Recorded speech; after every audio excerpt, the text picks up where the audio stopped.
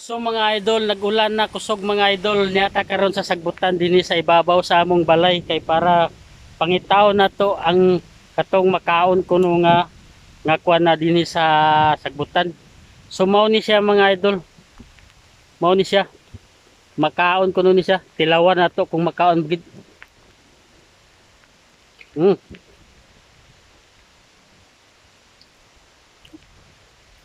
Tamis-tamis sa mga idol.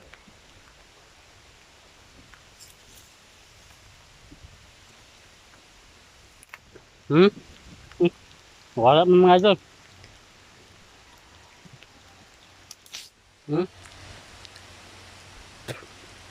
Tamis-tamis siya yang lami. Mura siya berry gyapon siya. Na ang lasa niya murag tamis kayo. So mo na siya mga idol. Makaon ni siya makaon. So ang yang hinog ra dani mo ay makaon mga idol. Sama dani mga idol na hinog oh. Ayan oh, hinog na siya, hinog oh. Hinog ito ata. Oh. Hmm. Hmm. Hmm. Hmm.